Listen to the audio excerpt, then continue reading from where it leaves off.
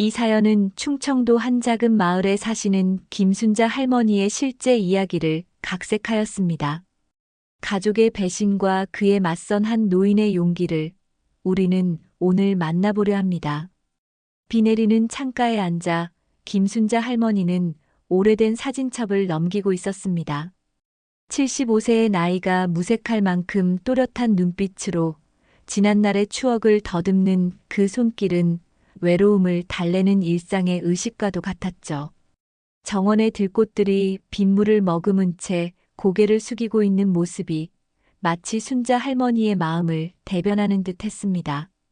또 비가 오네. 한숨과 함께 내뱉은 말은 텅 빈 집안의 메아리가 되어 돌아올 뿐이었습니다. 남편이 세상을 떠난 지도 벌써 3년.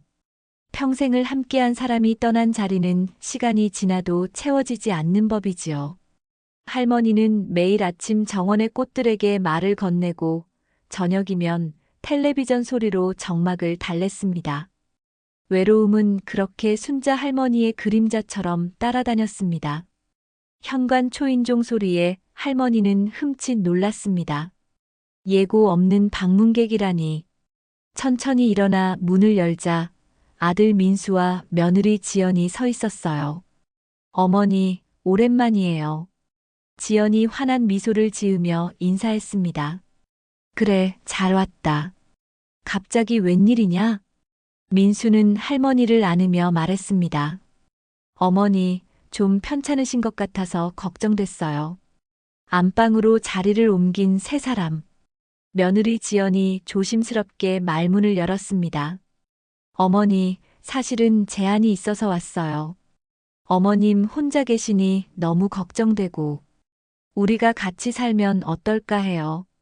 생활비도 아낄 수 있고, 무엇보다 손주들도 자주 볼 수 있잖아요. 순자 할머니의 눈이 반짝였습니다. 손주들을 생각하니 가슴이 따뜻해지는 기분이었죠. 텅 빈 집안에 아이들의 웃음소리가 가득 찰 생각을 하니 외로움도 잠시 잊을 수 있을 것 같았습니다. 손주들이 정말 같이 살 마음이 있는 거냐? 민수가 고개를 끄덕였습니다. 네, 어머니. 애들도 할머니랑 같이 살고 싶대요. 순자 할머니는 잠시 생각에 잠겼습니다. 이 넓은 집에 혼자 산다는 것은 때때로 두려움으로 다가오기도 했으니까요. 그리고 무엇보다 손주들과 함께하는 시간. 그건 노년의 가장 큰 기쁨일 테니까요. 그래, 같이 살자. 이 집은 너희 아버지와 내가 평생 일구며 지은 곳이니 가족이 함께 사는 게 좋겠구나. 지연의 얼굴에 미소가 번졌습니다. 정말 감사합니다, 어머니. 걱정 마세요. 제가 어머니 잘 모실게요. 그렇게 결정된 동거. 할머니는 그날 밤 오랜만에 설레는 마음으로 잠자리에 들었습니다. 내일부터는 외롭지 않을 거라는 기대감에 가슴이 부풀었으니까요. 이사 당일 아들 내외와 초등학생인 손주 2명이 짐을 들고 들어왔습니다. 할머니는 직접 끓인 미역국으로 가족들을 맞이했습니다. 손주들의 웃음소리가 집안에 울려 퍼지자 오랫동안 적막했던 집이 다시 생기를 되찾는 듯 했어요. 할머니, 이 방은 뭐 하는 방이에요? 손주 민준이가 호기심 어린 눈으로 물었습니다. 그건 할머니가 옛날 물건들 보관하는 방이란다. 나중에 같이 구경해 볼까? 아들 가족과의 동거는 순자 할머니에게 새로운 활력소가 되었습니다. 아침이면 손주들의 등교를 도와주고 저녁이면 함께 식탁에 둘러앉아 오늘 있었던 일들을 나누었죠. 특히 손주들과 보내는 시간은 할머니에게 더할 나위 없는 기쁨이었습니다. 텅 빈 집에 웃음소리가 가득하니 마음의 빈자리도 조금씩 채워지는 기분이었습니다. 할머니, 이거 학교에서 만든 거예요.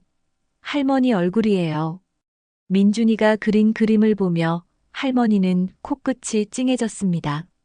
주름진 할머니 얼굴이 종이에 담겨 있었지만 아이의 순수한 마음이 느껴져 더없이 소중했습니다. 우리 민준이가 그림을 참 잘 그리는구나. 할머니가 소중히 간직할게. 그러나 평화로운 시간도 잠시 며느리 지연의 미묘한 태도 변화가 느껴지기 시작했습니다. 처음에는 사소한 일이었지요. 주방에서 설거지를 하던 지연이 문득 할머니에게 물었습니다. 어머니, 요즘 동네 집값이 많이 올랐다던데 이 집은 얼마쯤 할까요? 할머니는 잠시 당황했지만 단순한 호기심이라 생각하고 대답했습니다. 글쎄, 오래전에 지은 집이라 정확히는 모르겠다. 왜 그런 걸 물어보니? 아, 그냥 궁금해서요. 요즘 부동산이 많이 오르잖아요. 그 후로도 지연의 재산에 관한 질문은 계속되었습니다. 은행 이자는 어떤지, 노후 자금은 어디에 보관하는지. 처음에는 며느리의 관심이라 여겼던 질문들이 점점 의도적으로 느껴지기 시작했습니다. 저녁 식사 후 거실에서 텔레비전을 보고 있을 때였습니다.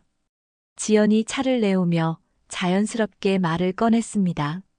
어머니, 통장 관리는 어떻게 하세요?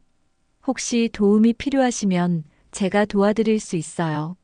할머니는 차를 받아들며 미소 지었지만 가슴 한켠이 불안해지는 것을 느꼈습니다. 괜찮아. 아직은 내가 충분히 관리할 수 있어. 그날 밤 할머니는 잠을 설쳤습니다. 지연의 질문들이 마음에 걸렸기 때문이었죠. 처음 같이 살자고 제안했을 때의 그 따뜻한 미소가 진심이었을까?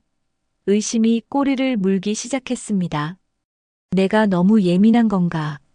다음 날 아침 할머니는 아들 민수에게 조심스럽게 물었습니다. 민수야, 지연이가 요즘 우리 집 재산에 관해 자주 물어보는구나. 무슨 일 있니? 민수는 신문을 보다 말고 고개를 들었습니다. 아니에요, 어머니. 지연이가 그냥 관심이 많아서 그래요. 신경 쓰지 마세요. 아들의 무심한 반응에 할머니는 더 이상 말을 잇지 못했습니다. 민수는 언제나 아내 편이었죠. 결혼 초부터 지연의 말이라면 무조건 옳다고 여겼으니까요. 할머니는 그저 가만히 자리를 떠났습니다. 그날 오후 정원에서 꽃을 가꾸고 있을 때였습니다. 지연이 다가와 앉았습니다. 어머니, 정원 가꾸기 정말 좋아하시죠? 이 집에 오래 사셨나 봐요. 할머니는 흙을 매만지며 대답했습니다. 그래, 이 집에서 너희 아버지와 40년을 살았지. 모든 추억이 이곳에 담겨 있어. 지연은 잠시 생각에 잠긴 듯 하다가 물었습니다. 혹시 은행에 가실 일 있으세요? 제가 내일 볼 일이 있는데 같이 가도 될까요? 할머니의 손이 흙 속에서 멈췄습니다. 은행? 내가 왜 은행에 가? 그냥요, 어머님 통장 정리도 하시고. 할머니의 의심은 점점 커져갔습니다. 저녁 식사 자리에서도 지연은 또다시 재산 얘기를 꺼냈습니다. 손주들이 모두 듣고 있는 자리였습니다. 어머니, 요즘 노인분들 사기당하는 경우가 많다던데 혹시 통장 관리 좀 제가 도와드릴게요. 민수는 아내의 말에 고개를 끄덕였습니다. 어머니, 지연이 말이 맞아요. 요즘 노인 대상 범죄가 많으니까요. 할머니는 밥숟가락을 내려놓았습니다. 이제는 의심이 아니라 확신이 들기 시작했습니다. 아들과 며느리가 자신의 재산을 노리고 있다는 것을. 그들의 눈빛에서, 말투에서 탐욕이 느껴졌습니다. 난 아직 정신이 멀쩡하다. 내 통장은 내가 알아서 관리할 수 있어. 식사 후 혼자 방에 들어간 할머니는 서랍 깊숙이 숨겨둔 통장들을 확인했습니다. 평생 알뜰하게 모은 재산이었습니다. 이제는 이것마저 지켜야 할 상황이 온 것 같았습니다. 며칠이 지나고 가정 내 분위기는 점점 더 무거워졌습니다. 할머니의 눈빛이 경계심으로 가득 찼고 지연은 노골적인 질문을 멈추지 않았습니다. 그날도 저녁 식사 자리, 식탁 위로 긴장감이 감돌았습니다. 어머니, 한 가지 여쭤봐도 될까요? 지연이 수저를 내려놓으며 입을 열었습니다. 할머니는 무언가 불길한 예감에 천천히 고개를 들었습니다. 뭔데? 유언장은 쓰셨어요? 그리고 유산은 어떻게 하실 생각이신지. 식탁 위로 정적이 내려앉았습니다. 민준이와 여동생 수아는 어리둥절한 표정으로 어른들을 번갈아 쳐다보았습니다. 할머니의 얼굴이 굳었습니다. 예상은 했지만 이렇게 직접적으로 물어올 줄은 몰랐습니다. 난 아직 죽을 생각 없다. 유언장 같은 건 생각해 본 적 없어. 할머니의 날카로운 대답에 지연은 당황한 듯 했지만 곧 웃음으로 상황을 무마하려 했습니다. 아이고, 그런 뜻이 아니라요. 그냥 요즘 뉴스에서 가족 간 유산 문제로 다투는 경우가 많아서. 민수가 얼른 끼어들었습니다. 어머니, 지연이가 그냥 궁금해서 그런 거예요. 너무 심각하게 생각하지 마세요. 할머니는 수저를 내려놓고 자리에서 일어났습니다. 난 배가 불러서 이만 들어가 볼게. 방문을 닫고 들어온 할머니는 창가에 앉아 깊은 생각에 잠겼습니다. 며느리의 질문이 계속 귓가에 맴돌았습니다. 유언장, 유산. 결국 내 죽음을 기다리는 건가?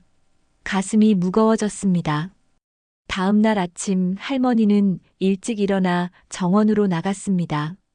꽃과 나무들 사이에서 마음의 평화를 찾고 싶었습니다. 몇십 년간 가꿔온 정원은 할머니에게 작은 위안이었죠. 할머니, 민준이가 달려와 할머니 옆에 앉았습니다. 학교 안 가요? 오늘은 토요일이에요, 할머니. 학교 없어요. 할머니는 미소를 지었습니다. 손주들만큼은 순수했습니다. 아직 어른들의 욕심에 물들지 않은 맑은 눈동자가 할머니의 마음을 따뜻하게 했죠. 민준아, 할머니가 묻고 싶은 게 있어. 엄마가 할머니에 대해 뭐라고 했니? 민준이는 잠시 생각하더니 천진난만하게 대답했습니다. 엄마가 할머니 집이 크고 좋다고 했어요. 그리고 할머니가 돈이 많대요. 할머니의 가슴이 철렁 내려앉았습니다. 아이의 입을 통해 들려온 진실이 더 아프게 다가왔습니다. 그리고 또 뭐라고 했니? 할머니가 돌아가시면 이 집이 우리 거라고 했어요. 근데 할머니, 돌아가시면이 무슨 뜻이에요? 할머니는 손주의 머리를 쓰다듬었습니다. 나중에 알게 될 거야. 할머니랑 꽃 좀 더 보자. 그날 저녁 할머니는 결심했습니다. 더 이상 모른 척할 수 없었습니다. 거실로 나가 텔레비전을 보고 있는 민수와 지연을 불렀습니다. 얘들아, 얘기 좀 하자. 세 사람이 거실 소파에 앉았습니다. 할머니는 단호한 목소리로 말했습니다. 내가 요즘 너희들 행동을 보니 내 재산에 관심이 많은 것 같구나. 지연이 당황한 듯 손사래를 쳤습니다. 아니에요, 어머니.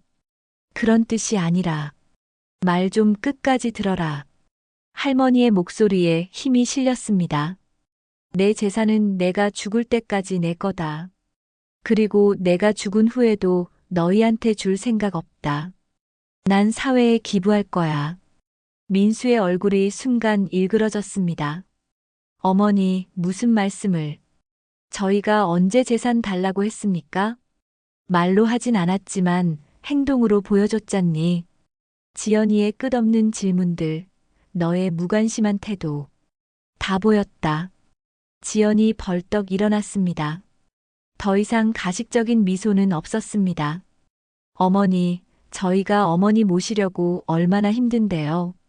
그 정도 보상은 받아야 하지 않을까요? 보상? 할머니가 비웃듯 되물었습니다. 내가 너희에게 부담이란 말이냐? 민수도 일어섰습니다. 어머니, 지연이 말이 틀린 것 같지 않아요. 우리도 생활이 빠듯한데 어머니까지 모시는 건 쉬운 일이 아니에요. 할머니는 가슴이 무너져 내리는 것 같았습니다. 아들의 입에서 나온 말이 더 아팠습니다. 오래된 사진첩에 담긴 어린 민수의 웃는 얼굴이 떠올랐습니다. 그 순수했던 아이가 지금은 내가 너희에게 오라고 한 적 없다. 너희가 먼저 제안했잖니. 지연은 더 이상 참지 못하고 폭발했습니다. 그래요. 이 집, 이 재산 때문에 왔어요. 만족하세요? 어차피 곧 돌아가실 텐데 재산 기부한다는 건 너무하잖아요. 민수는 아내를 말리지 않았습니다. 오히려 동조하는 눈빛이었습니다. 할머니는 그제서야 깨달았습니다. 자신이 얼마나 큰 실수를 했는지를. 자신의 피와 살을 나눈 아들조차도 자신을 돈으로만 보고 있다는 사실을. 내일 당장 이사 갈 준비해라. 내 집에서 나가. 할머니의 단호한 선언에 민수와 지연은 서로를 바라보았습니다. 그들의 눈빛에는 분노와 함께 다른 무언가가 스쳐 지나갔습니다. 계산된 교활함이 느껴지는 표정이었습니다. 그날 밤 할머니는 잠을 이루지 못했습니다.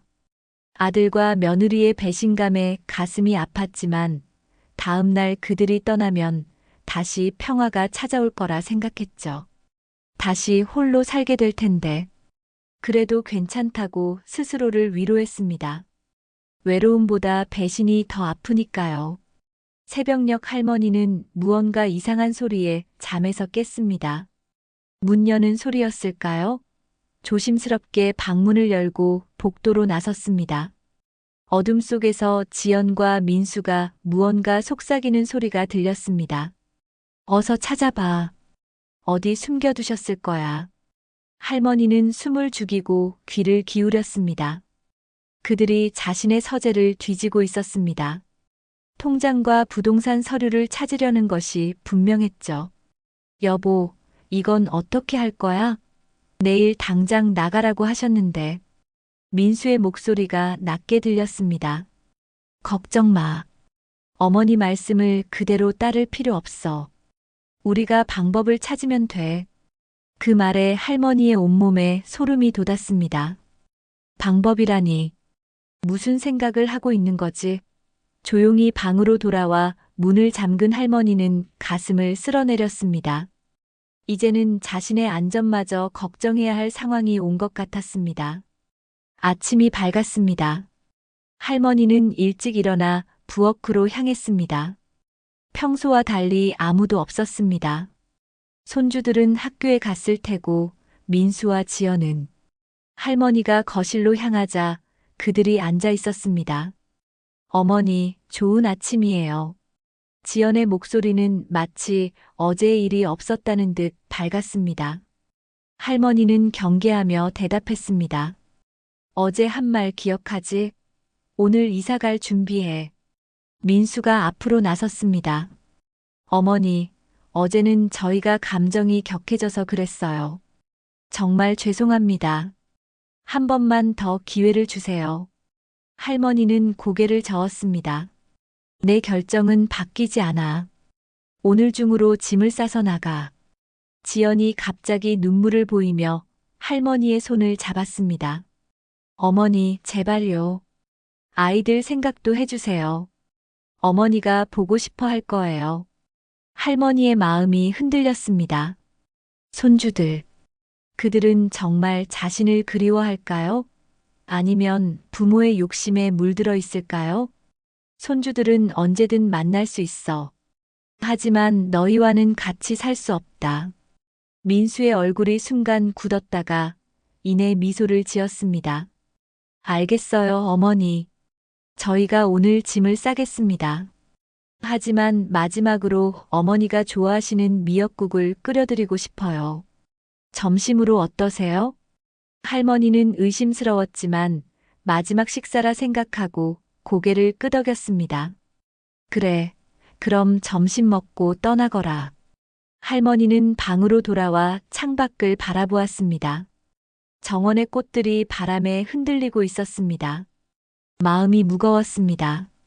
가족과 함께하는 삶을 꿈꿨지만 현실은 너무 달랐습니다. 배신과 탐욕만이 남았을 뿐이었죠. 점심시간 지연이 정성스럽게 차린 미역국과 밑반찬들이 식탁 위에 놓였습니다. 할머니는 조심스럽게 숟가락을 들었습니다. 민수와 지연의 표정이 어딘가 이상했지만 그냥 넘겼습니다. 맛있게 드세요, 어머니. 미역국 한 숟가락을 입에 넣은 할머니는 순간 이상한 맛에 눈살을 찌푸렸습니다. 뭔가 달콤하면서도 쓴맛이 났습니다. 이 미역국에 뭘 넣었니? 지연이 웃으며 대답했습니다. 특별한 양념이요. 어머니 건강에 좋을 거예요.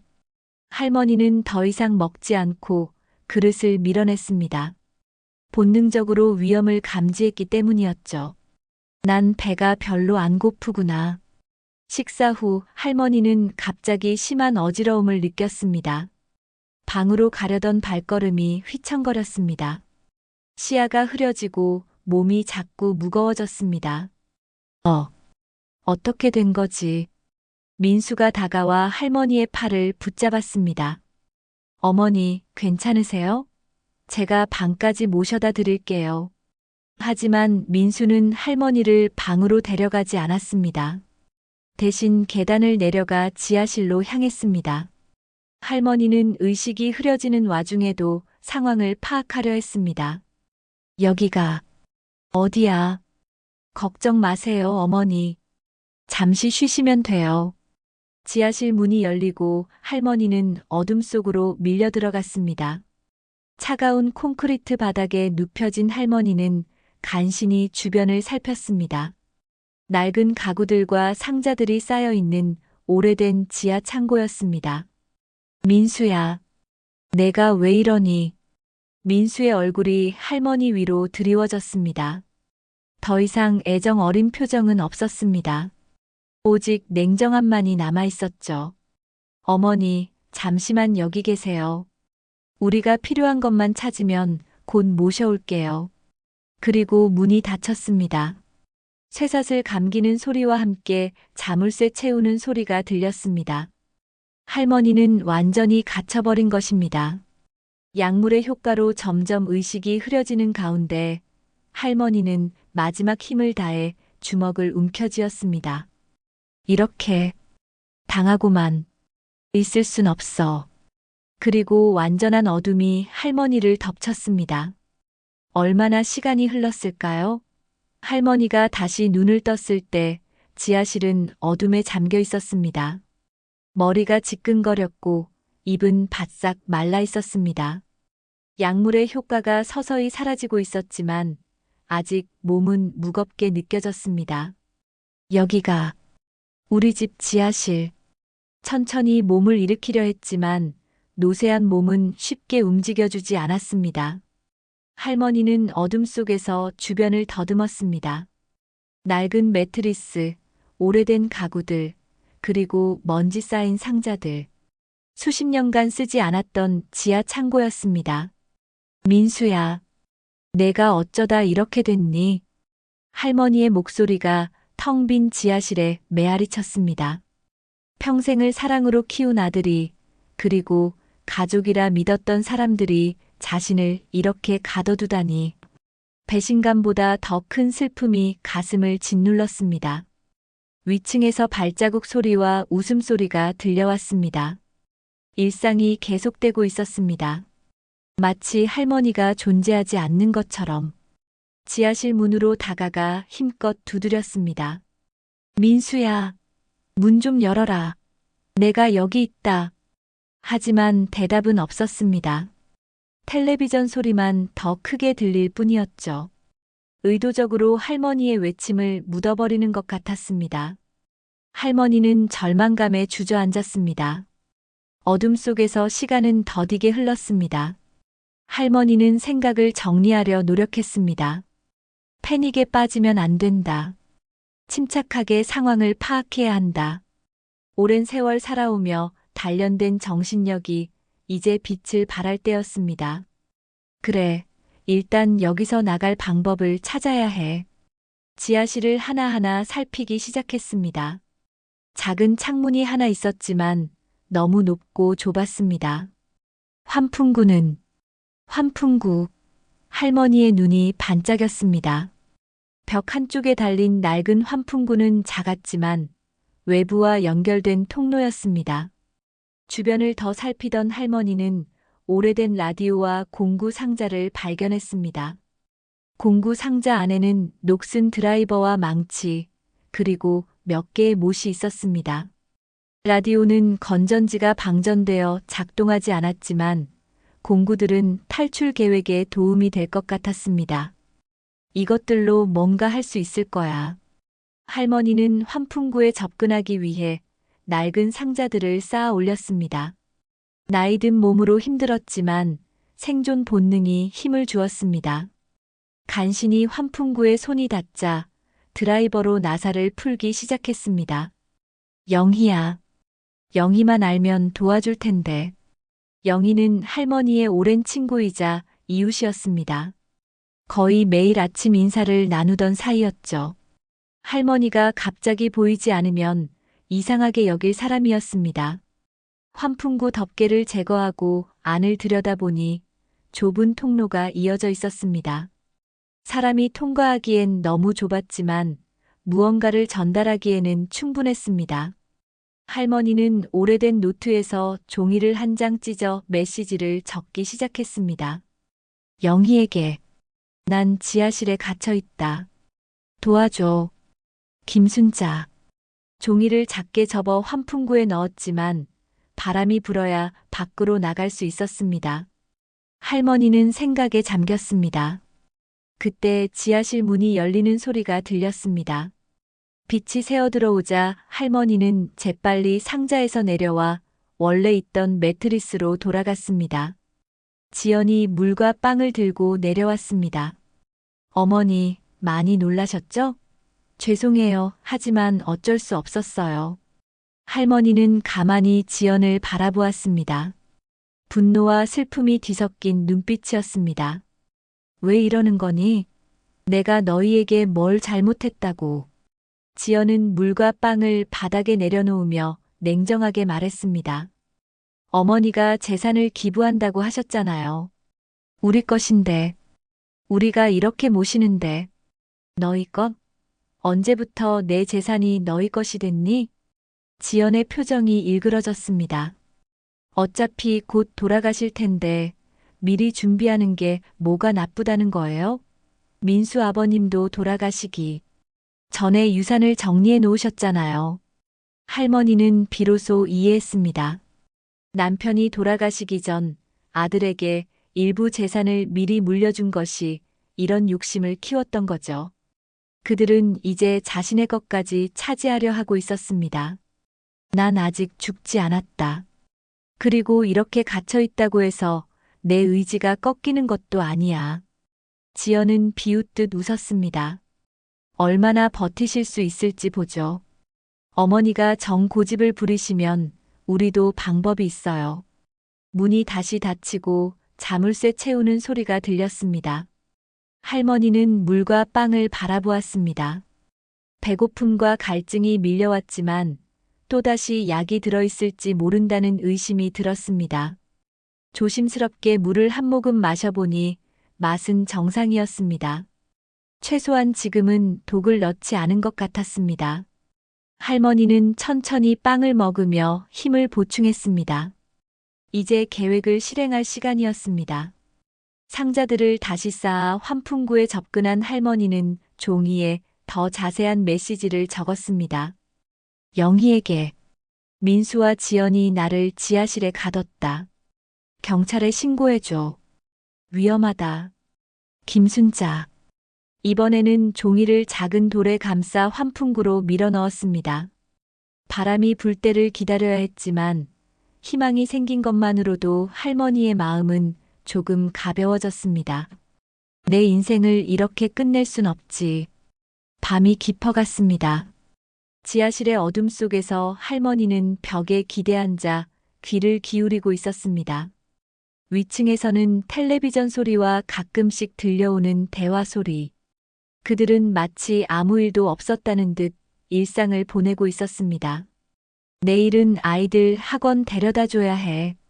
지연의 목소리가 희미하게 들려왔습니다. 그래, 나는 출근해야 하고. 민수의 대답이 이어졌습니다. 그들의 대화 속에 할머니에 대한 언급은 전혀 없었습니다. 마치 자신이 이 세상에서 사라진 것처럼 느껴졌습니다. 가족이라 믿었던 사람들에게 이렇게 쉽게 지워질 수 있다는 사실이 가슴을 아프게 했습니다. 밤바람이 불자 환풍구에서 바람 소리가 들렸습니다. 할머니는 벌떡 일어나 쌓아둔 상자 위로 올라갔습니다. 이제는 기회였습니다. 준비해둔 메시지를 환풍구로 밀어 넣었습니다. 바람을 타고 종이가 밖으로 날아가는 것을 보며 할머니는 작은 희망을 품었습니다. 영희야, 제발 이 쪽지를 발견해줘. 다시 매트리스로 돌아온 할머니는 깊은 생각에 잠겼습니다.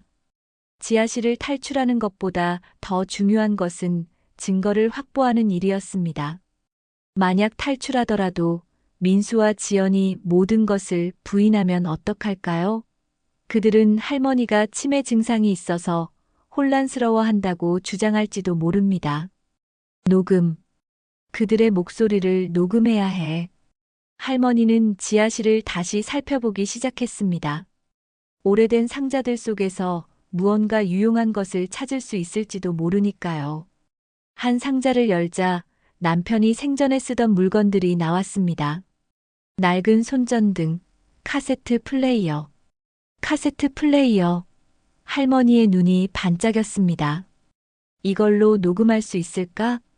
조심스럽게 살펴보니 건전지가 들어있었고 녹음 버튼도 작동했습니다. 다행히 오래되었지만 아직 사용할 수 있는 상태였습니다. 할머니는 플레이어를 매트리스 아래 숨겨두었습니다. 다음번에 지연이나 민수가 내려올 때 녹음할 계획이었습니다. 시간이 흘러 새벽이 되었습니다. 위층에서 움직이는 소리가 들리기 시작했습니다. 아침 준비를 하는 소리, 아이들을 깨우는 소리, 그리고 발자국 소리가 지하실로 향하고 있었습니다. 할머니는 재빨리 카세트 플레이어의 녹음 버튼을 누르고 매트리스 아래 숨겼습니다. 문이 열리자 민수가 물과 빵을 들고 들어왔습니다. 어머니, 많이 불편하시죠? 죄송합니다만 어쩔 수 없어요. 할머니는 담담하게 물었습니다. 민수야, 내가 정말 날 이렇게 가둬두려고 하는 거니? 난 내 어미란다. 날 낳고 키운 사람이야.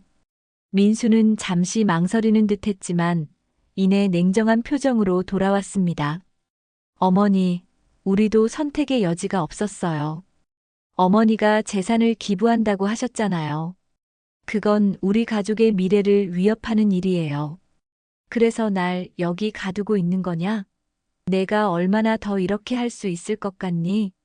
민수가 웃음을 지었습니다. 할머니가 한 번도 본 적 없는 냉혹한 웃음이었습니다. 필요한 만큼이요. 어머니가 돌아가실 때까지요. 아니면 유언장을 우리가 원하는 대로 써주시면 바로 풀어드릴게요. 할머니는 충격에 말문이 막혔습니다. 자신의 죽음을 기다리고 있다니. 그것도 자신의 아들이. 내가 어떻게 그런 생각을. 내가 너를 그렇게 키웠니? 민수는 어깨를 으쓱했습니다. 세상이 그렇게 만들었죠. 요즘 누가 효도합니까? 다들 자기 살기 바쁜데. 어머니 재산이면 우리 아이들 좋은 대학 보낼 수 있고 우리도 편하게 살 수 있어요. 그 돈이 그렇게 중요하냐? 가족보다도. 어머니, 가족이 뭡니까? 결국 다 이해관계죠. 어머니도 살아오시면서 많이 보셨잖아요. 유산 때문에 형제간에 싸우고 부모 재산 때문에 자식들이 달라지고. 세상이 그런 거예요. 할머니는 민수를 바라보았습니다. 더 이상 아들이 아니었습니다. 낯선 사람이었죠. 할머니의 눈에서 눈물이 흘러내렸습니다. 민수야, 내가 언제 너에게 돈만 중요하다고 가르쳤니? 난 항상 사람이 먼저라고, 가족이 가장 소중하다고 가르쳤잖니. 민수는 불편한 듯 자리에서 일어났습니다. 어머니, 저도 더 이상 이런 얘기 하고 싶지 않아요. 그냥 현실을 받아들이세요. 유언장만 써주시면 이 고생 안 하셔도 돼요. 민수가 나가려는 순간 할머니가 물었습니다. 아이들은 뭐라고 하니? 할머니가 어디 갔는지 안 물어봐? 민수가 문 앞에서 돌아보며 대답했습니다. 할머니가 친구 집에 놀러 가셨다고 했어요. 곧 돌아오실 거라고요. 거짓말까지. 아이들에게 어떤 본보기가 되려고 그러니? 민수는 더 이상 대답하지 않고 문을 닫았습니다. 자물쇠 채우는 소리가 들리자 할머니는 매트리스 아래서 카세트 플레이어를 꺼냈습니다. 녹음이 제대로 되었길 바라며 되감기 버튼을 누르고 재생했습니다. 우리도 선택의 여지가 없었어요. 어머니가 재산을 기부한다고 하셨잖아요. 녹음이 제대로 되었습니다. 할머니의 눈에 희망의 빛이 돌아왔습니다. 이제 증거가 생겼으니 탈출할 기회만 오면 됩니다. 그날 저녁 할머니는 또다시 환풍구로 메시지를 보냈습니다. 이번에는 더 구체적인 내용이었습니다. 영희에게 내일 아침 8시 민수와 지연이 출근하고 아이들이 학교 간 후 경찰과 함께 와줘. 지하실 문은 자물쇠로 잠겨 있음. 증거 있음. 위험함. 김순자. 밤바람을 타고 종이가 날아가는 것을 보며 할머니는 기도했습니다. 제발. 이번엔 꼭 도움이 왔으면. 이튿날 아침 할머니는 몸을 일으키며 통증을 느꼈습니다. 딱딱한 매트리스에서의 이틀 밤은 노쇠한 몸에 고통을 안겨주었지만 정신만큼은 그 어느 때보다 또렷했습니다. 오늘이 바로 탈출의 날이 될 수도 있다는 희망이 할머니에게 힘을 주었습니다. 위층에서 들려오는 소리에 귀를 기울였습니다. 아침 식사 준비하는 소리, 아이들 깨우는 소리, 그리고 출근 준비하는 소리. 일상적인 아침 풍경이었습니다. 할머니는 시간을 가늠하려 노력했습니다. 8시쯤 되면 모두 집을 나갈 테고 그때 영희가 경찰과 함께 올 수도 있을 것입니다. 만약 그렇지 않다면 할머니는 그 생각을 접었습니다. 지금은 희망에 집중해야 했습니다. 자, 다들 준비됐니? 늦겠다. 지연의 목소리가 들렸습니다. 여보, 오늘 회사 늦게 끝날 것 같아요. 아이들 저녁은 당신이 챙겨줘. 민수의 대답이 이어졌습니다. 이어서 현관문 닫히는 소리가 여러 번 들렸습니다. 모두 나간 것 같았습니다. 할머니는 숨을 고르며 기다렸습니다. 시간이 얼마나 흘렀을까요? 10분? 20분? 정막만이 흐르는 집안에서 할머니의 심장 소리만 크게 들렸습니다. 그때였습니다. 희미하게 들려오는 벨소리. 현관 초인종이었습니다. 할머니는 벌떡 일어나 지하실 문을 향해 소리쳤습니다. 여기에요. 지하실이에요. 도와주세요. 하지만 두꺼운 지하실 문을 통과하기엔 할머니의 목소리가 너무 작았습니다. 할머니는 주변을 둘러보다 망치를 집어들었습니다. 지하실 문을 두드리기 시작했습니다.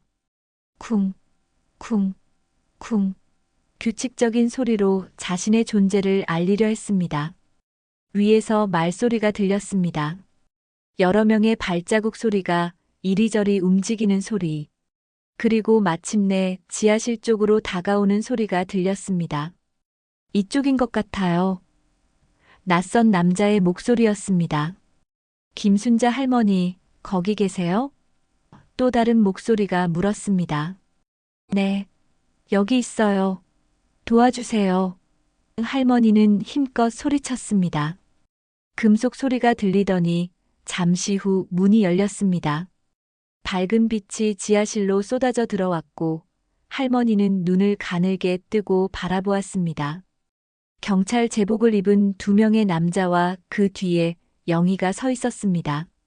영희야. 할머니의 목소리가 떨렸습니다. 순자야. 이게 무슨 일이야? 영희가 달려와 할머니를 안았습니다. 경찰 중 한 명이 앞으로 나섰습니다.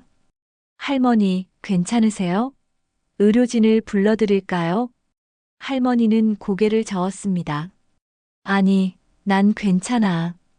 그런데 할머니는 매트리스 아래에서 카세트 플레이어를 꺼냈습니다. 이거 증거예요. 민수가 자백한 내용이 녹음되어 있어요. 경찰은 놀란 표정으로 카세트 플레이어를 받아들었습니다.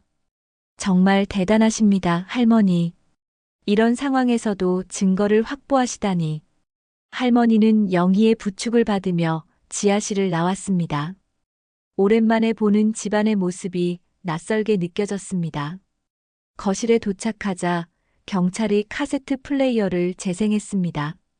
민수의 목소리가 또렷하게 흘러나왔습니다. 어머니가 돌아가실 때까지요. 아니면 유언장을 우리가 원하는 대로 써주시면 바로 풀어드릴게요. 경찰관들은 서로 의미심장한 눈빛을 교환했습니다. 이건 명백한 불법 감금과 협박이네요. 녹음 내용이 결정적 증거가 될 겁니다. 영희가 할머니에게 물었습니다. 어떻게 된 거야? 너희 아들이 왜 이런 짓을? 할머니는 깊은 한숨을 내쉬었습니다. 욕심이지. 내 재산을 노리고. 경찰관이 메모를 하며 말했습니다. 민수 씨와 지연 씨는 언제 돌아오나요? 민수는 저녁에, 지연이는 아이들 학교 끝나고. 할머니가 대답했습니다. 알겠습니다. 저희가 그때 다시 오겠습니다. 일단 할머니께서는 안전한 곳으로 모셔야겠습니다. 친구분 댁에 가실 수 있을까요? 영희가 고개를 끄덕였습니다. 당연하지. 순자야, 우리 집에서 지내자. 내가 잘 돌봐줄게. 할머니는 고개를 끄덕였지만 문득 생각이 났다는 듯 물었습니다. 잠깐만요. 손주들은, 아이들은 어떻게 되는 거죠?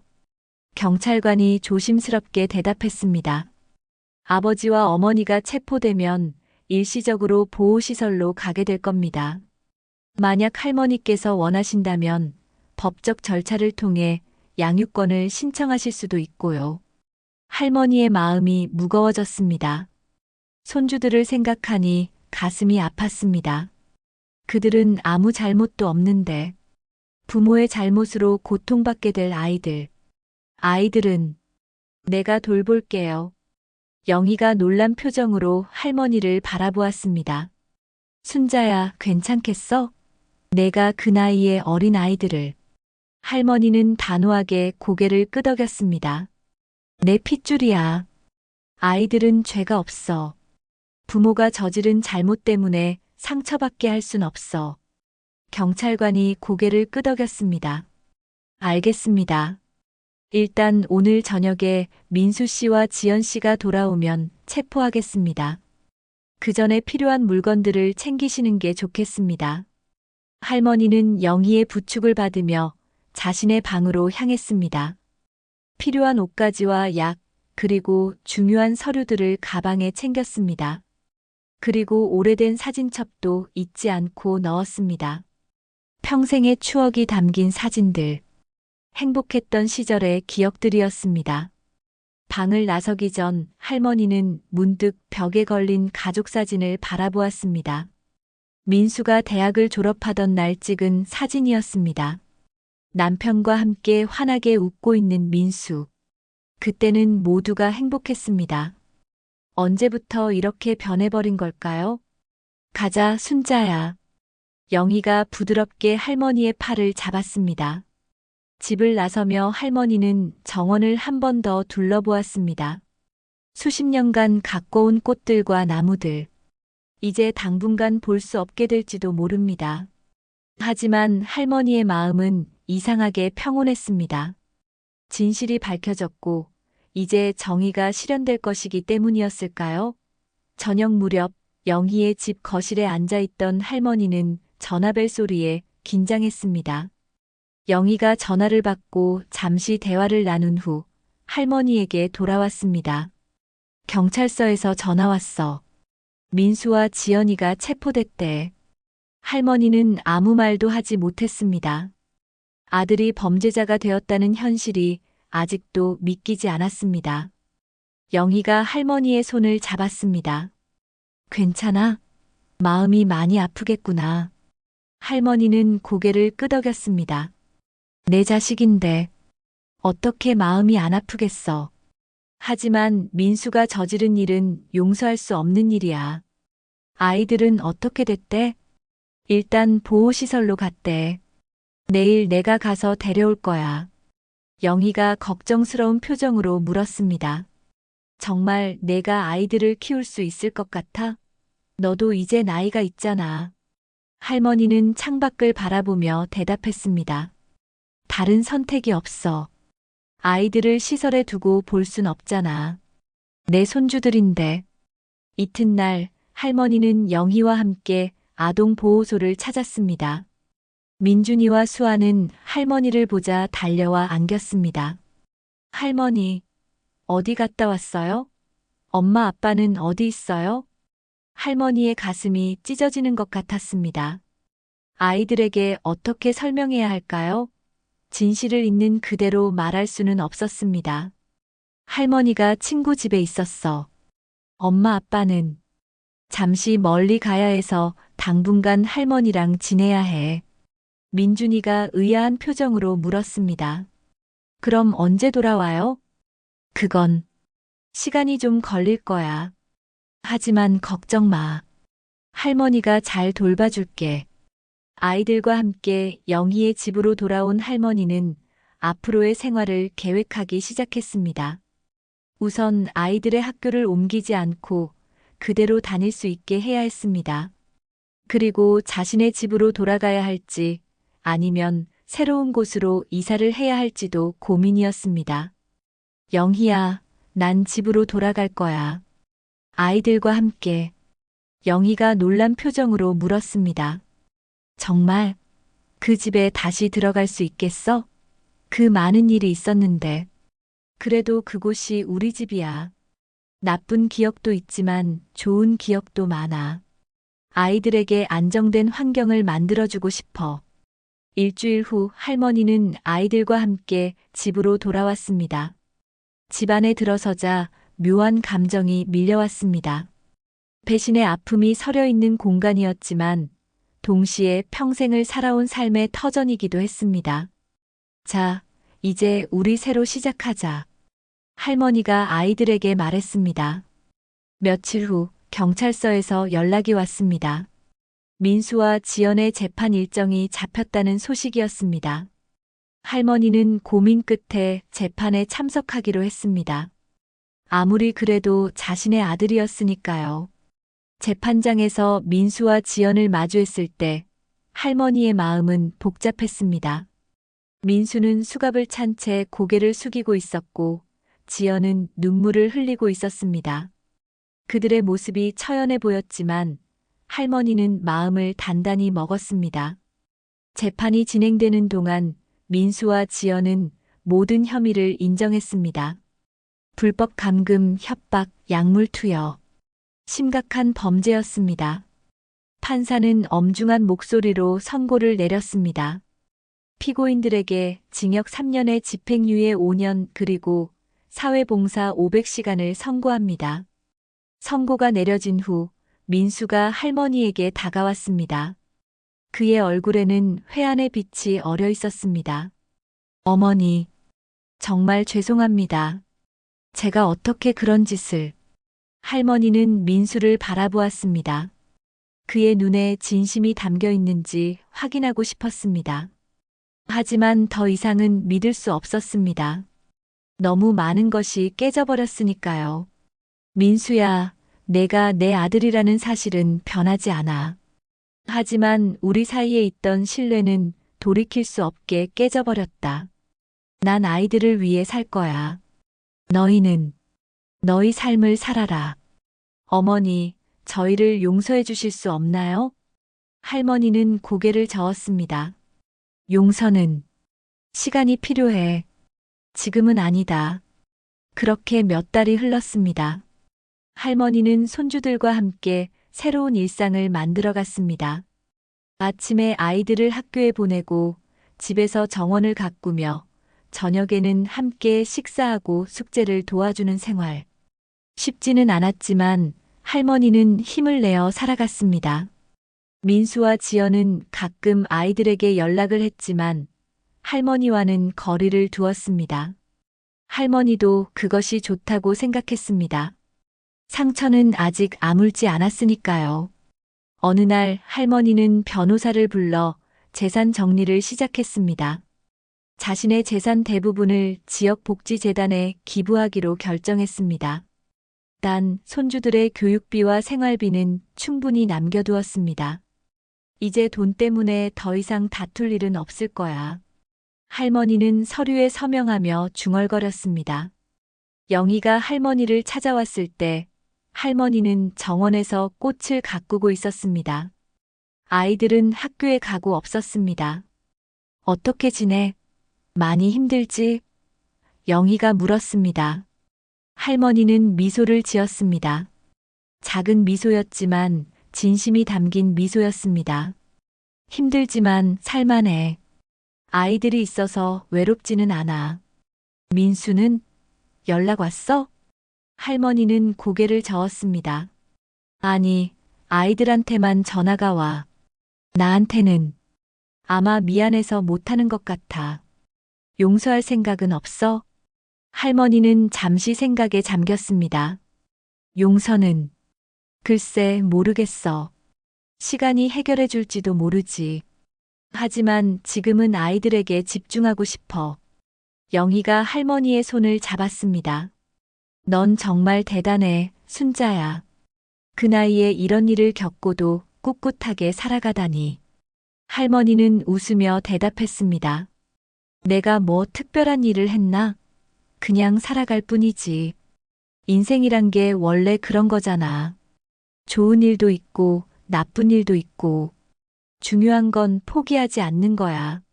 저녁 아이들이 학교에서 돌아왔을 때 할머니는 따뜻한 저녁 식사를 준비해 놓고 기다리고 있었습니다. 민준이와 수아는 할머니에게 달려와 안겼습니다. 할머니, 오늘 학교에서 제가 그린 그림이 상을 받았어요. 수아가 자랑스럽게 말했습니다. 정말 우리 수아가 대단하구나. 할머니는 진심으로 기뻐했습니다. 식사를 마친 후 할머니는 아이들과 함께 거실에 앉아 텔레비전을 보았습니다.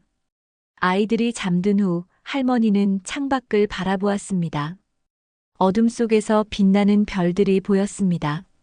진짜 가족은 나를 배신하지 않아. 할머니는 중얼거렸습니다. 그렇게 할머니는 새로운 삶을 살아가기 시작했습니다. 홀로 선 것 같지만 사실은 그렇지 않았습니다. 손주들, 영희, 그리고 마을 사람들. 진정한 가족과 함께였으니까요. 상처는 남았지만 그 상처조차도 할머니를 더 강하게 만들었습니다. 이제 할머니는 알고 있었습니다. 진정한 부는 돈이 아니라 사람과의 관계, 그리고 서로에 대한 신뢰라는 것을.